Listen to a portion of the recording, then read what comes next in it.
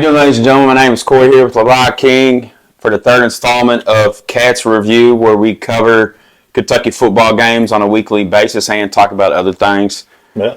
We're actually sitting here right now watching the replay of the third game of the season when the Kentucky Wildcats took on the Zips of Akron. Now, they really started off, pardon my French, kind of like shaky, shitty, however you want to say it. Yeah. I mean, I kind of have to agree with Stoops. I mean, it's rare where you can win by 30 points and still be pissed off. Right. What's your thoughts about that? Winning by that much and still being pissed. It's good to be mad, but... Well, you got to think about... It wasn't like solid. I mean, they beat them, but like they... I feel like we could have played cleaner, right? Yeah. The game seemed closer than it was, even though they won by 30. Right. And I think the feeling that you had was, are we going to win this game? Or are we going to let them hang around? You know, it was kind of like that eerie kind of cloud that was floating around. Give it up to Akron. They came out. They played hard. I honestly feel like they had a couple of opportunities to capitalize on some big plays. And, you know, they just did it. Our defense held tight. But I want to say shouts out to Devin Leary for, I feel like he finally showed that, let me put the team on my back and let's go win this game. Like he gave that for me this past Saturday, which is it's a great thing to see, especially going into SEC play where now we realize, okay, we got some stuff we need to iron out, but we also realize, okay, I need to step up and be the leader who I was called to be. Yeah. Is Vanderbilt at home or is it at their place? It's at home. Yeah. Thank God, because they're still... It's at their place. I'm sorry. It's at Vanderbilt's home. Man, that place, pardon my French, but that place is a shithole right now. I mean, yeah, it's in there. What's that place hold? 19,000 while it's being renovated?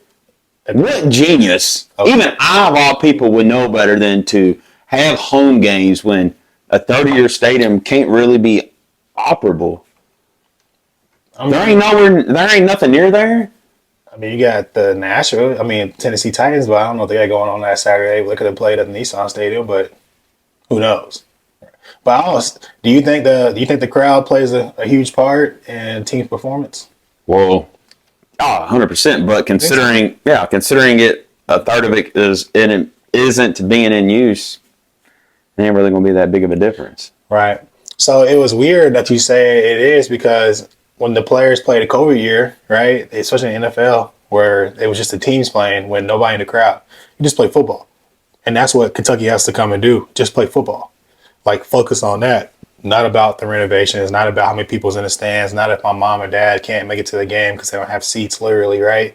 But it's more so of, let's focus on getting the win, because what you don't want to do is go down there and lose, right, to a Vanderbilt team that I'm not going to say is, weak. I feel like they have potential.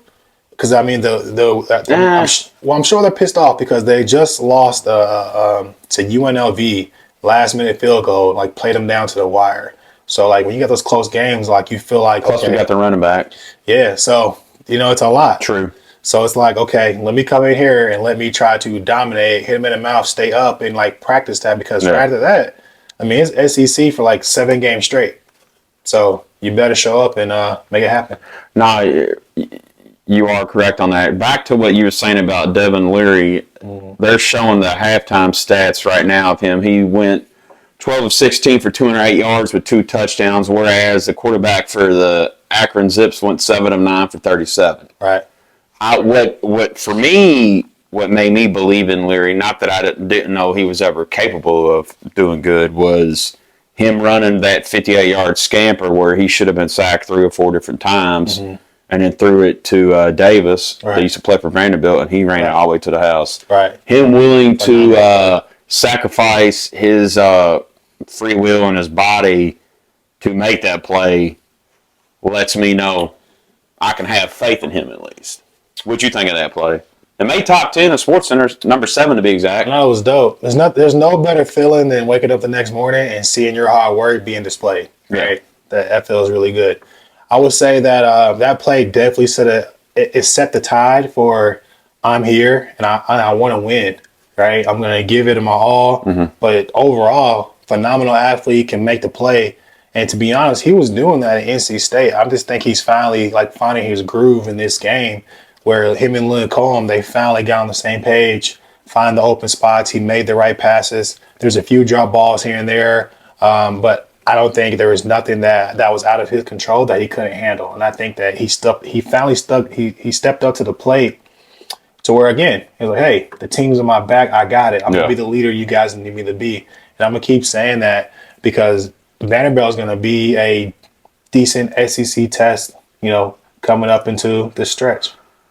I mean, I guess because they should get – I'm not saying they will, but looking at the schedule, they might get blown out majority of the games. Nah, I can't do that. Man. Now, listen, listen, Linda, listen. Check this out. I'm not that Vine. Hear me.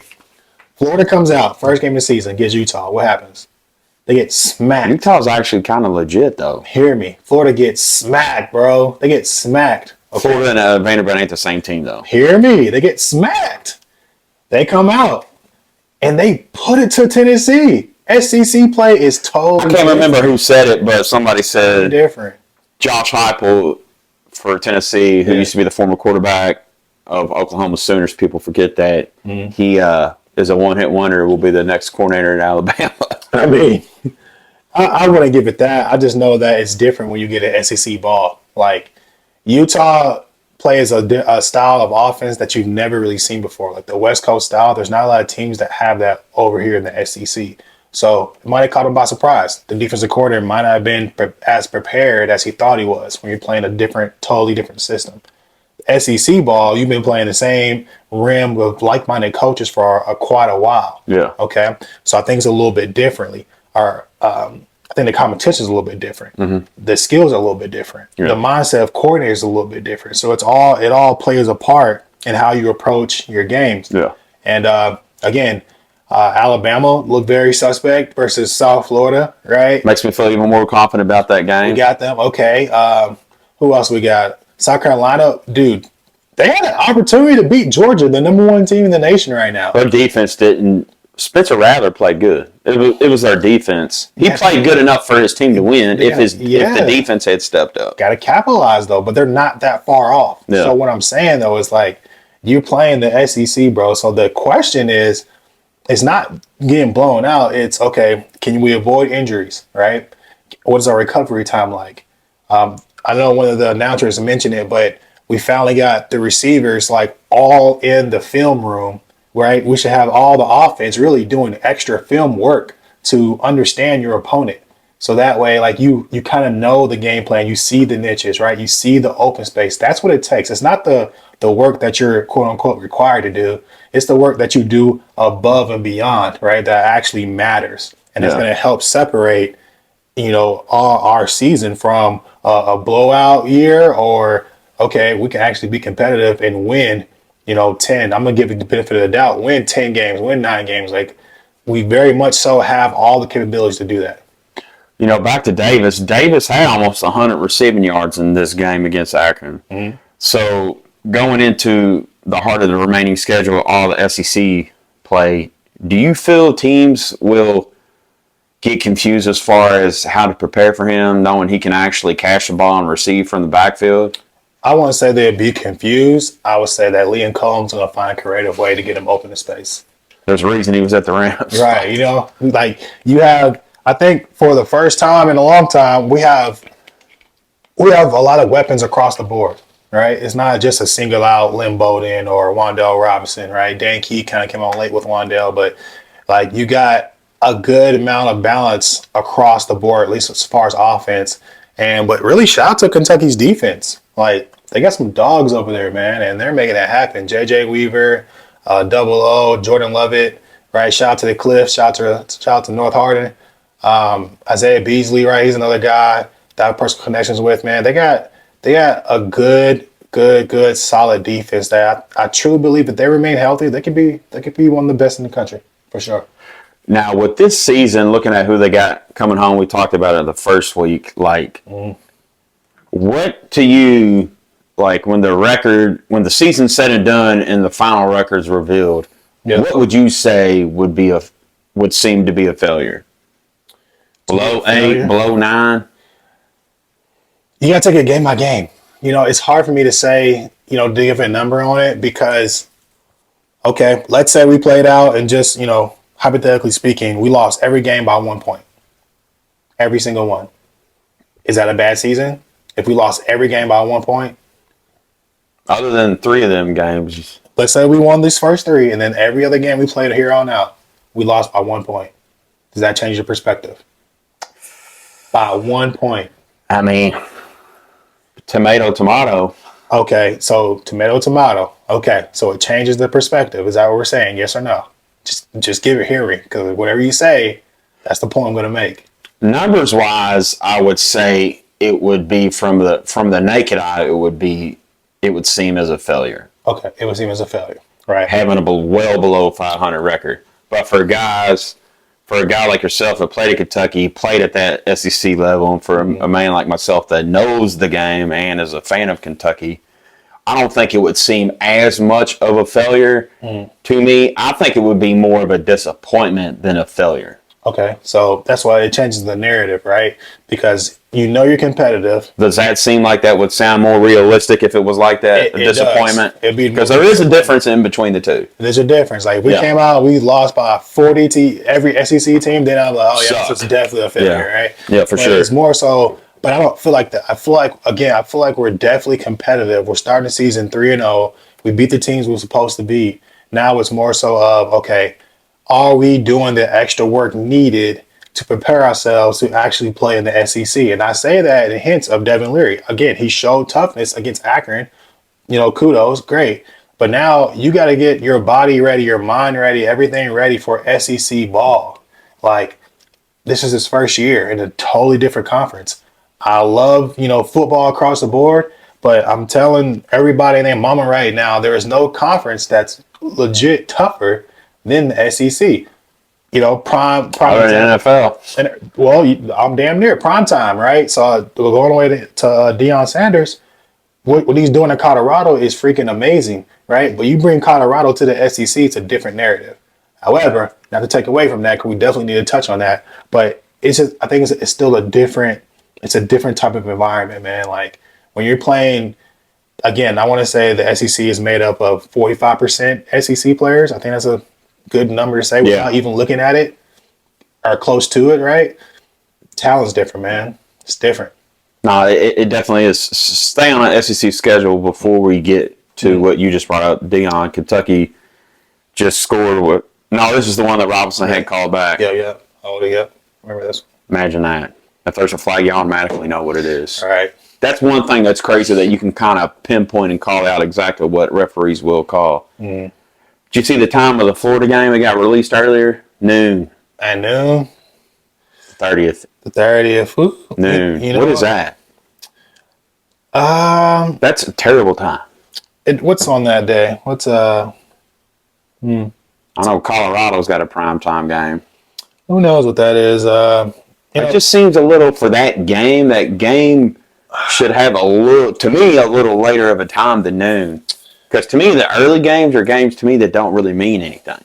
Nah, man. When you step on the field, every game means something. You get what I'm saying. I'm talking as far as top tier. Every game means something if you're a player. Yeah. But I'm saying from the fan perspective. A game like that, the rivalry, how much better Kentucky has been against them the last 5 years or so. Yeah, but 12 noon, it deserves a little later than that. I would say, definitely, but also that's network. That's what network is going to be on. That's all that. Thanks, Deion. Level stuff that they got to put out, man. So, but I would say, yeah, it definitely has finally turned into a rivalry where, we've been competitive with the SEC now, right? And to go down there and beat Florida at home and then also at their crib, like, it means a lot. But the number is still like very much skewed. Like, I think it might be like 26, 27 to 3, maybe 4, right? So we still got a long way to go as far as reversing that narrative. You know what I'm saying? So that could be one. But either way, we play at 10 a.m., we play at noon, we play at 5 o'clock, we play at 7. Are we game ready? Like, that is what truly matters. Are we game ready? Nah, definitely right. What's your thoughts on this? A turnover tire. How dumb is that? Now that's dumb. Man, who knows what's going on? That's in dumb. Akron, man. I don't know, dog. A turnover tire? You just figure out. I've never even seen a redneck do that. A turnover tire? Akron's on a highlight, right? Well, granted, it's redneck central. I mean, so case in point, I guess. But still. That Skyline chili all nasty. A turnover tire. Ugh. Here's the thing. I feel like teams are in different, they're in different leagues for a reason. You know what I'm saying? Like, were they in the AA, C? Have no idea. No idea. At all. At all. That was actually offensive pass interference. Could have been, man, for sure. Could have been. What do you think about Coach Stoops and his future at UK right now? Like, based off what you've seen so far, the first 3 games, what are you looking at? Well, I mean, I compare his importance to the program is the importance of Adolph Rupp to the program history of the basketball at Kentucky. Mm-hmm. Now, we ain't got to get into specifics. We know there's a bad part of that. That's for another day and time. Right. But for what Adolph Rupp meant to the basketball program at Kentucky, Stoops is comparable to the same meaningfulness to the football program because, like we talked about it in the first week, Kentucky football, other than a few years since Barry Bryant, ain't really been shit. Well, I think the Rich Brooks era was pretty good. No, Rich Brooks. Okay. 2 solid years there. Don't leave him. Hal Mummy. Yeah. Guy Morris had 1 or 2 maybe good years. Yeah. But you got to figure though, since 1948, we've had prior to Stoops maybe.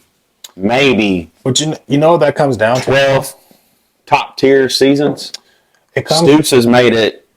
I know what you're going to say. I know what it kind of comes down to. But like Stoops has made it to where like it's every single year. It's progressed. So Stoops has been the first. Why do you think that is? Like, let's stay right there. Why do you think that is? The people he surrounded himself with. Well, facts. Coaches. You ain't what you become without who you surround yourself with. When Stoops started recruiting, right, he grabbed and he found talent in places where you might have a kid who's coming from a very delicate situation, but you put a football in his hand and he can focus and he can get out his situation. For sure. Right? Then you're talking about NIL deals. That's a whole nother aspect to where, I've had a story. I'm gonna keep their name, confidential, but when they told me a recruit came down, asked him a question, and was like, "Hey, I only got like $10,000 worth of NIL money, but I would love for you to come here and play, right?" Well, another team came and offered him $200,000, right? That coach that offered him 10 told the player straight up. He said, "Man, look, your family needs that money, right? Go take that $200,000 NIL deal and sign with them." Was humble enough to understand the situation of what some of these players are going through to be able to help them make that life-changing money, right? Because knowing your position, I want to win, but at the same time, I want this player to be at a point where, you can just focus on football now. For sure. Right? You are finally out of survival mode where now your bills are paid, right? Yeah. Everything is kosher. As long as you're being responsible, right? Have a good ear, get somebody, a good mentor in your ear. But now you can really just focus on playing football. Right. And that brings out the grade A in players because when you have everything in your life's like at peace and you can focus strictly on your job, on what you get your scholarship for, hopefully, right? It's a matter of, my focus is completely here. And Coach Stoops has done that with his recruiting, with the personal development of these players, right? I know some of the guys who work at the CATS facility up in Lexington, which is like a tutoring program, and some of them are former players, right? Yeah. Who I know played 10 years in the league. I think Ricky Lumpkin, shout out to him. Just phenomenal people who really truly give back and set our players up for success, and not just on the field but off the field as well. And as you notice, I want to say quite a few players came back to this game. And it's just one of those things where that is a good sign of a great program. When players come back, they want to come back, they want to be in the environment, they want to give the game, it means that much more. So let me ask you this. I'm going to ask you a tough question. Mm-hmm. What would hurt the program more, losing Stoops or losing Vince Marrow? That's a hard one for me. I don't know how to answer that.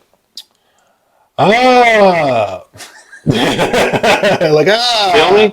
Because to me, as important Stoops is to the culture of the program of football at Kentucky, Morrow is equally as important to the culture of recruiting at Kentucky. They go hand in hand. Like, you got to build with both sticks in the water, right? When you're rowing a boat, they both got to move simultaneously, right, to move the boat. If not, you're just going around in circles if one is moving faster than the other. So to answer your question, I think it would hurt more to lose Stoops. And I say that because as a recruiter, there's always somebody better than you. There's always somebody who can offer more than you, who can talk more slick than you if you're a slick talker. But my biggest thing is transparency. You want somebody who's going to tell me the real. When I'm coming in, this is what I'm going to expect. This is what I'm going to see, and that's how it is. Kind of case in point, like the story you were just talking about, how the guy said, "You need to go ahead and take that 200." Facts, right? Like, tell me the real. Because a lot of times people. Back to that real quick, he'll end up benefiting from it because that kid will never forget that. No, for sure. And then on top of that, I don't know the stipulations of the NIL deals, right? But I go play there for 2 years, secure that, and I transfer back or whatever. I don't know. You know what I'm saying? There's ways to play the game. So you could, though. Aspect, right? You definitely could with the way the transfer portal is and all that. Right. See, another thing too is when these children, I'm not saying they're young, when these young men, young females, whatever you choose to be, these young student athletes get that NIL money. From what I understand, they ain't gotta pay shit back.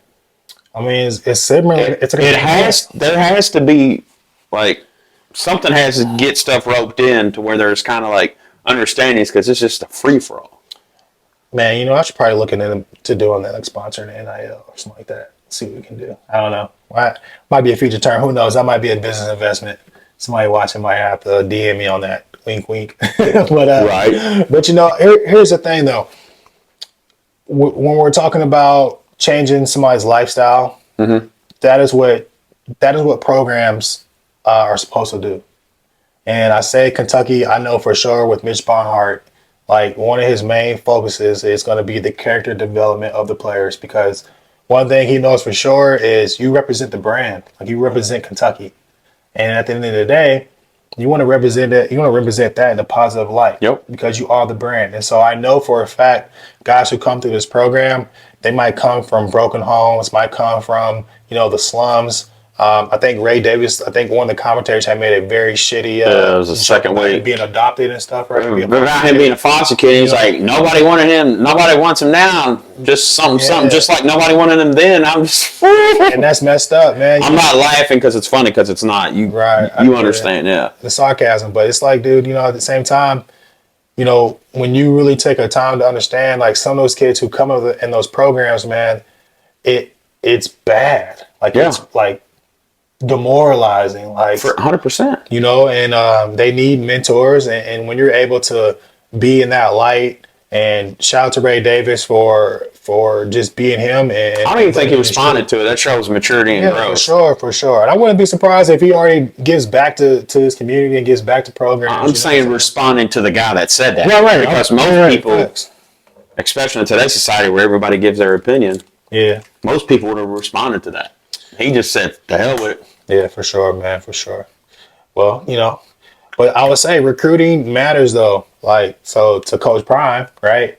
He's a great, phenomenal recruiter. I don't think there's one better. You know what I'm saying? Like a great, like you gotta know how to build. And Coach Prime has definitely did that, man. And it's exciting to see what he's doing with college football, because now you're really showing that, you can go to any program and turn it around with the right leadership. Yeah. And that's what it's about.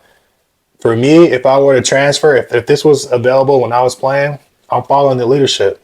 I'm following my guy, Coach T. Martin. He's the OC of the Ravens, our quarterbacks coach, I think. But I'm following T. Because T's my guy, Came after. So, like, he had people. That's a guy. We can touch on that for a few minutes. Like, that's something I've never heard get discussed or talked about, is how hard or how big of a deal it was for him to fill the shoes of the person that left prior to him. Man, that's hard. Tell me it ain't. It was major. It was major. And that motherfucker rocked it. Dog, so. Out of left field and fucking rocked it. I would say this.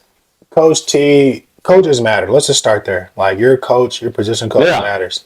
And I didn't really grasp the concept of really playing receiver until I watched him literally transform Randall Cobb into the beast he is within 1 year.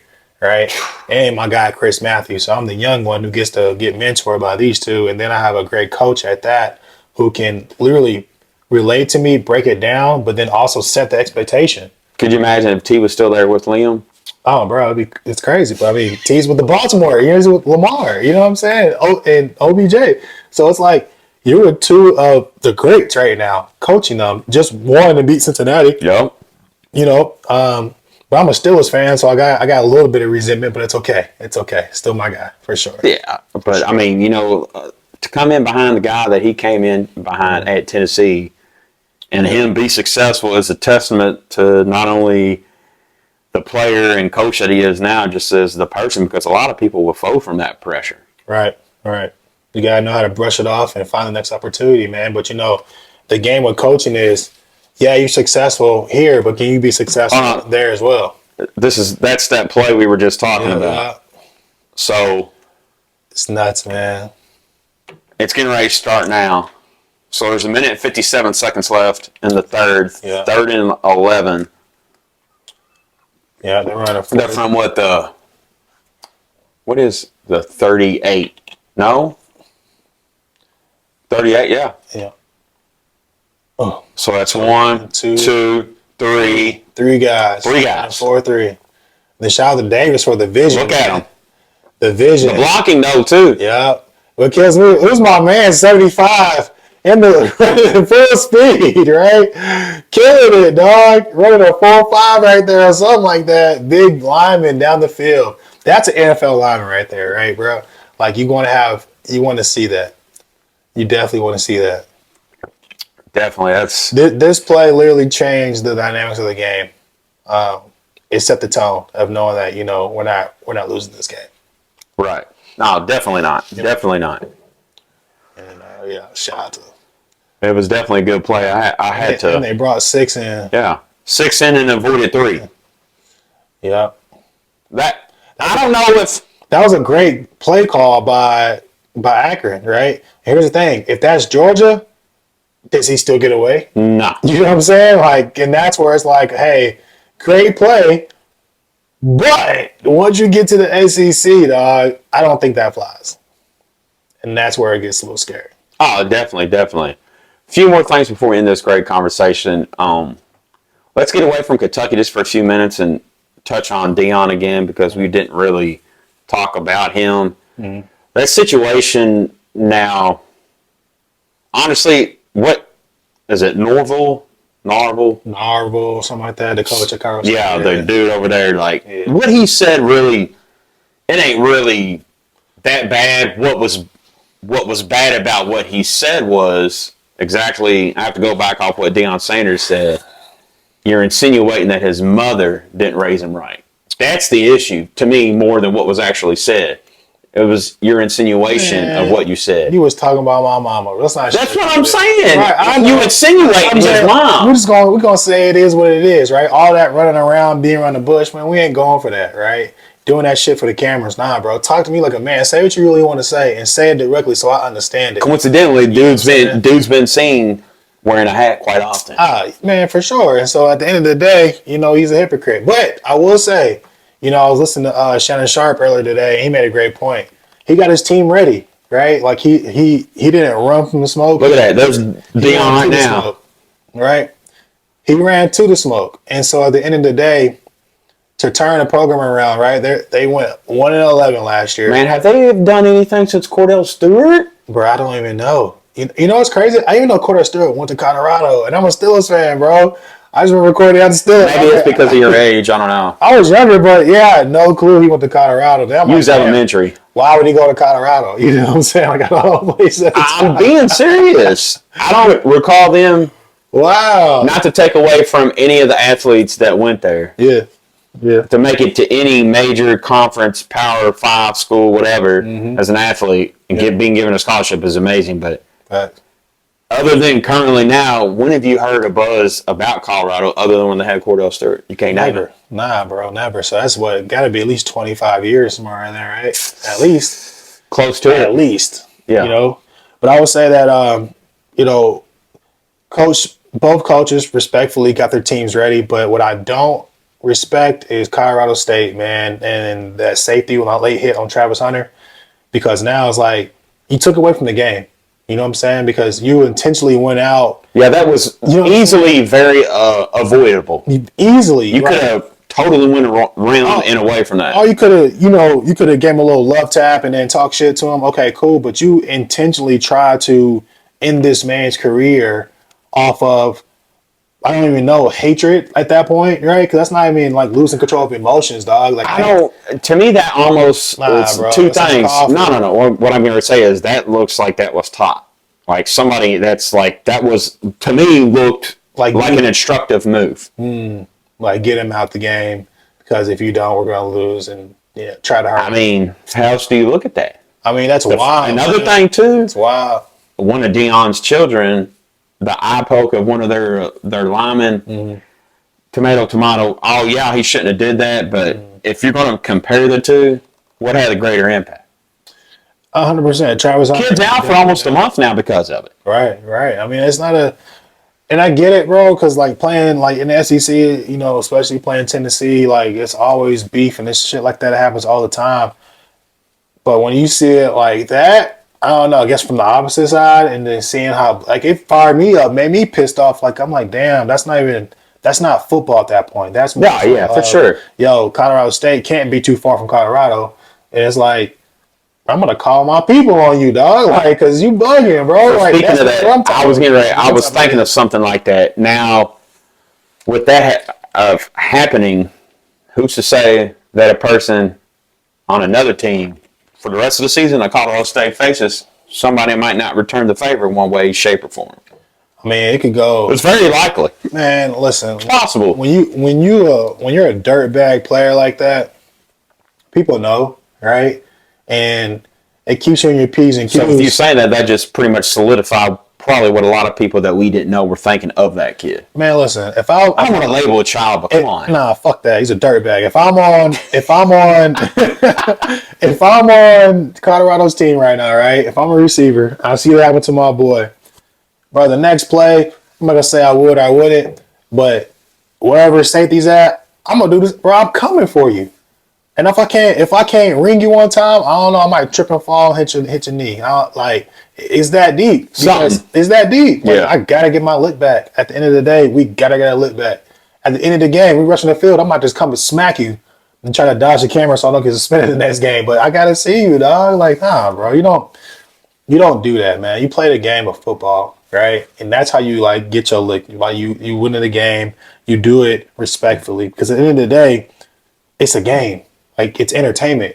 At some point in time, all the greats had to put the football down, right? Deion Sanders, he's a Hall of Famer. He had to put the football down at one point. Now he's coaching, right? But he can't throw a football, or he can't do the things he used to do. Yeah.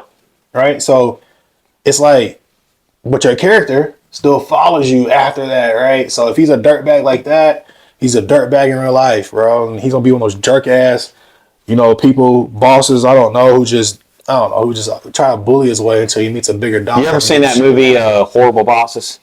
No, I haven't even watched it, for real. I need to watch it. Well, then I can't even. No. Okay, so just keep this in mind. Colin Farrell, the actor, the British actor, he plays the son of an owner of a business in the movie. Okay. Just keep that in mind and see how his character in that movie articulates and moves around, and you'll see the comparisons with number 11 Colorado State. Promise you. Cool.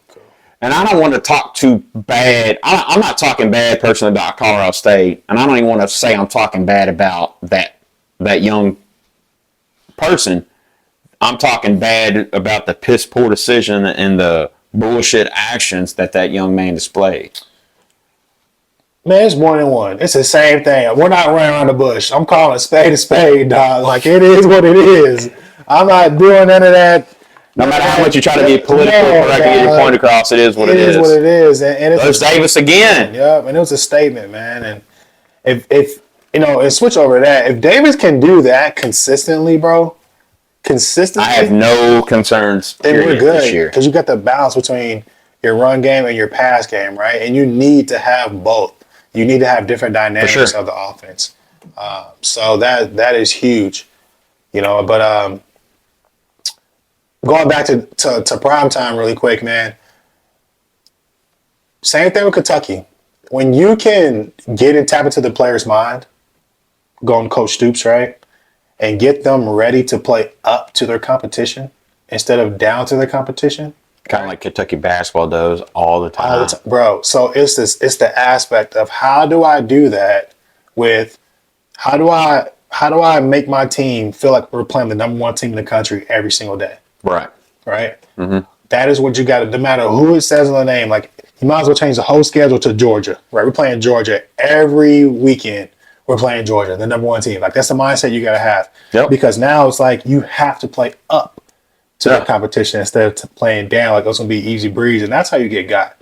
And if Coach Stoops and his staff and his team can do that, which I think he can now at this point, because again, great teams are led by coaches.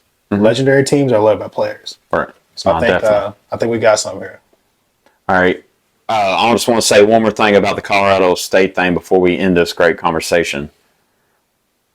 I feel bad for Hal Mummy's son. He's the associate head coach of Colorado State, Matt. I didn't know that. Yeah, Matt Mummy. I meant to text him the other day, but yeah, I saw him like former Kentucky player. That's what's Might not have played much, but he was on the team. Right. Son of, Kentucky legendary football coach, Hal Mummy. I can only imagine how he's probably like, what the?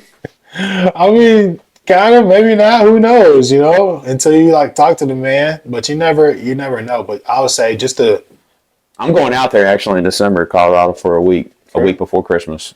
Okay, supposed to link up with him. Man, get out there, dog, and have fun, enjoy yourself. You know what I'm saying? Definitely.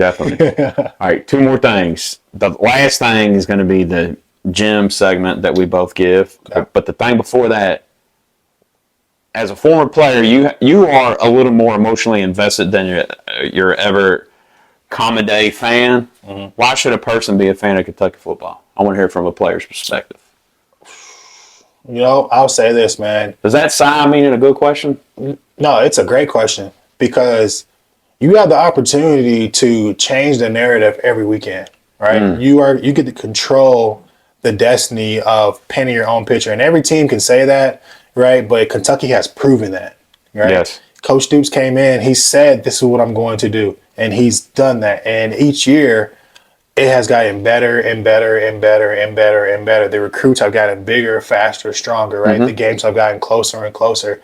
And not only that, you have a chance to put together your resume every time you step on the field against the greatest players in the entire world. Right. Mm-hmm. So again, the SEC puts in roughly 40 to 45% of the NFL.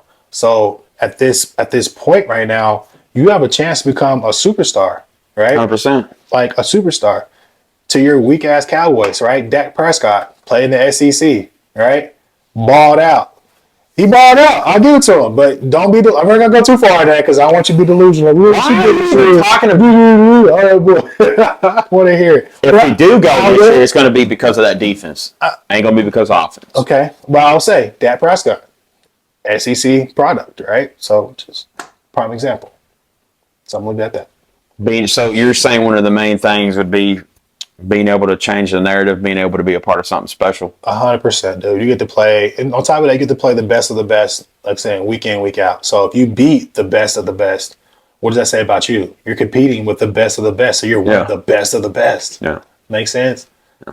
We sell beer now, too, though. Yeah, dope. I don't know if that's it. It works, hell yeah. And then we got Texas next year, right? So I think we got Texas next year, yeah. If not, I don't know if it's them or we have either them or Oklahoma because they both come into the conference. I know for a fact we don't have both, but I know for sure we at least have one or the other. I hope we get Texas next year because I got a brother-in-law who's a huge Texas fan, and I can't wait to this. What's your gem of the day? Oh man. There's been a lot that's been going on. Just around life, man. I'll say is whatever you do, just make sure you give it 110% and you follow through. For sure. Right? Because a lot of us sometimes we want to do everything and we realize we can't, right? And we try. But what happens is you end up spending like 25% of your energy here, 20% here, another 30 here, right? Another 25% over there. So now you're just scattered all over the place. Super thin. Super thin, right? If you just focus on that one thing that you're good at and give it all you got and then some, a little bit more extra, right? I think you'll be all right. Definitely. It's my job. If you want to be able to look at the, how can I put it? I want to make sure I say it right. Give me a second. If you want to be able to buy things without looking at the price tag, you got to be able to work without looking at the clock. I like that.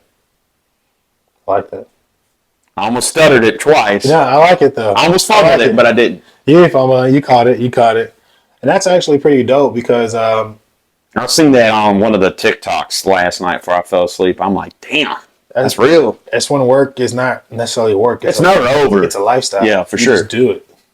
At that point, Definitely. you enjoy it. Definitely. Larod, Corey. till next time, bro. Yes, sir, brother.